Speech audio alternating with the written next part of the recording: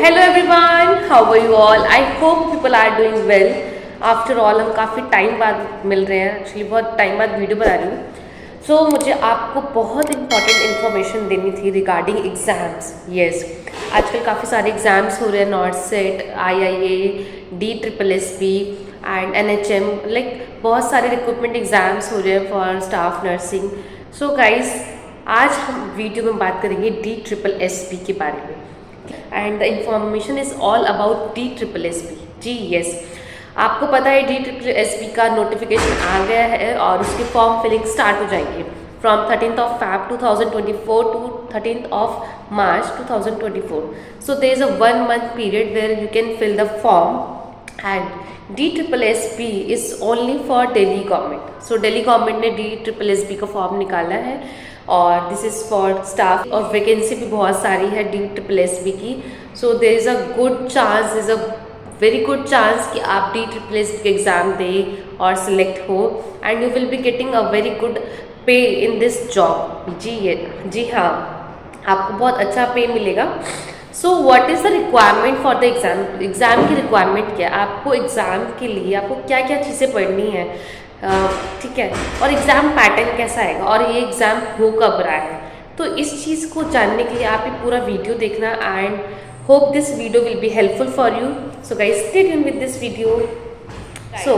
जो DSSB का exam है, DSSB का जो वेबसाइट, जो DSSB है, वो थोड़ा लेट स्लो प्रोसेस रहता है DSSB का, but at this time news are coming कि DSSB जल्दी होगा बिकॉज ऑफ इलेक्शन है. लाइक अप्रैल से पहले आपका DSSB हो जाएगा, ऐसी न्यूज़ आ रही है.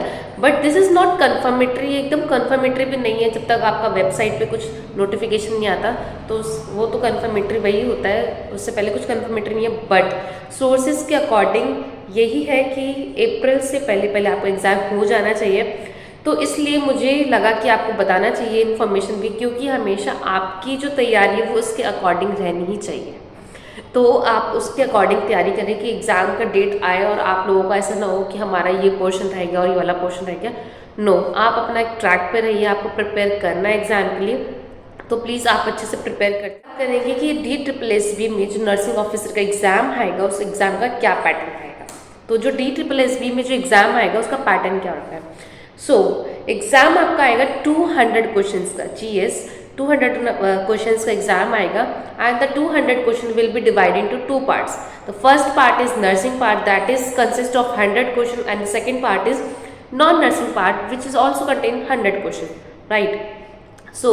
In nursing part, all the nursing subject consist like MSN, pediatrics, OBG, community, microbiology, all the nursing subject will come into the nursing part. Okay. What comes in non-nursing part? Non-nursing part consists of 5 subparts like GK, reasoning, English, maths and Hindi. The 5 subparts, and each subpart is consist of 20 questions, right? 20 question आपके हिंदी के आएंगे, 20 question maths के, 20 question Hindi के, 20 question GK, reasoning, like ये करके आपका पूरा बन जाएगा नॉन नर्सिंग पार्ट. गाइज, और आपको इस 200 क्वेश्चन को करने के लिए आपको टाइम कितना मिलेगा? Time is very limited. The time is only 120 minutes, only 120 minutes. That means for one question you will be having like 36 to 37 seconds, not more than that time. ठीक है, आपके पास इतना ही सेकंड रहेगा और आपको उसी सेकंड में एक क्वेश्चन को अटेम्प्ट करना है. And the most important thing कि नेगेटिव मार्किंग है या नहीं है. गाइस, नेगेटिव मार्किंग है, बट नॉर्सेट के अकॉर्डिंग थोड़ा लीनियंसी है. यहाँ पे 0.25 नेगेटिव मार्किंग होगा. मीन्स 4 क्वेश्चन गलत होंगे तब आपका 1 मार्क कटेगा, 1/4 नेगेटिव मार्किंग है. This is very good for you all. ठीक है, ये रहा आपका एग्जाम पैटर्न कैसा आएगा, और आपके मार्क्स किस तरह से डिस्ट्रीब्यूट होंगे, नेगेटिव मार्किंग कैसी रहेगी. गाइज, आप इस चीज़ पे ध्यान रखें कि आपको इस तरह से प्रिपेयर करना है कि आप सारे क्वेश्चन अटेम्प्ट करें. ये ना रहे कि आपका क्वेश्चन छूट गया, और आपका स्पीड अच्छा रहेगा. जो नॉन नर्सिंग पार्ट है उसको भी बहुत ध्यान से देखिए, because that is very important, very very important. क्योंकि अगर आपका नॉन नर्सिंग पार्ट में आप अच्छे से स्कोर करेंगे तो you will be getting good rank और आपका सिलेक्शन पक्का रहेगा, क्योंकि नॉन नर्सिंग पार्ट यार इक्वली इम्पॉर्टेंट है ना, कि 100% तो नर्सिंग के है, 100% नॉन नर्सिंग के है। तो नर्सिंग वाला पार्ट तो सब पढ़ते ही हैं, बट जो नॉन नर्सिंग वाला अच्छे से अटेम्प्ट करता है और उनके जो अच्छे मार्क्स आते हैं, ज़्यादा सिक्योर करते हैं, तो फिर उन्हीं का ही रैंक बनता है गाइस। तो प्लीज़ ये मत करना कि आप नॉन नर्सिंग वाला पार्ट नहीं पढ़ रही, नॉन नर्सिंग वाले पार्ट को भी प्लीज़ उतना ही इंपॉर्टेंस दीजिए, और मैं तो कहूँगी उससे ज़्यादा ही इंपॉर्टेंस दीजिए, क्योंकि बहुत इंपॉर्टेंट रहेगा वो आपको एग्ज़ाम क्वालिफाई करने में भी और एग्ज़ाम में अच्छा रैंक लाने में भी। सो प्लीज़ आप ये चीज़ें बहुत ध्यान से पढ़ें और ध्यान रखिए इन चीज़ों का।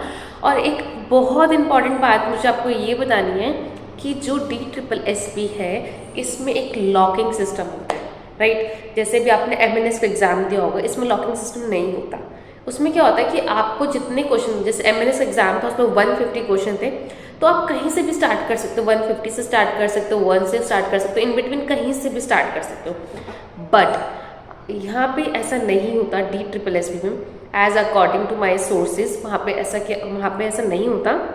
तो वहाँ क्या होगा, आपका पार्ट ए रहेगा और part B. Suppose part A is nursing part, तो उसमें 100 क्वेश्चन, तो आप उस 100 क्वेश्चन में कहीं पे भी घूम सकते हो, आपको जहाँ से भी क्वेश्चन स्टार्ट करना और कहीं से भी करना है। जब आपका पार्ट ए फिनिश हो गया ना, तो आपका पार्ट बी स्टार्ट हो जाएगा।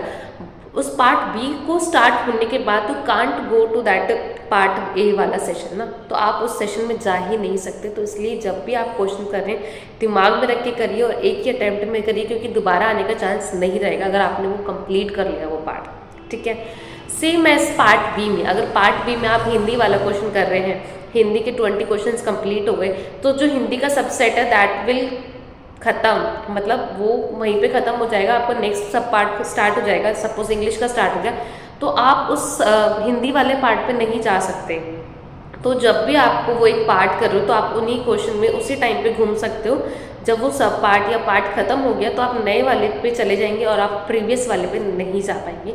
तो ये एक लॉकिंग सिस्टम है, इसका बहुत ध्यान रखना, कहीं वहाँ पे जाके आपको पता ना हो, ये वाली इन्फॉर्मेशन कन्फ्यूज़न हो, फिर वहाँ पे पैनिक हो गए तो आपका एग्ज़ाम ख़राब होगा। तो इस वजह से आपको ये चीज़ें एकदम दिमाग में रखनी है कि एग्ज़ाम की रिक्वायरमेंट क्या है, क्या टाइमिंग रहेगी, हमें एक क्वेश्चन पे कितने मार्क्स लेना है। तो आपको उस तरह से प्रैक्टिस करना पड़ेगा, आपको अपनी स्पीड उसी तरह से बढ़ानी पड़ेगी, सो दैट आपका एग्ज़ाम टाइम पे ख़त्म हो और आपको कोई पैनिक ना हो, आपको प्रीवियसली सारी इन्फॉर्मेशन पता हो एग्ज़ाम से पहले। जब भी एग्ज़ाम आएगा उसके पहले भी मैं वीडियोज़ बनाऊँगी कि उस एग्ज़ाम में क्या क्या, नोटिस में क्या क्या चीज़ें आई हैं, तो वो चीज़ें भी हम डिस्कस करेंगे।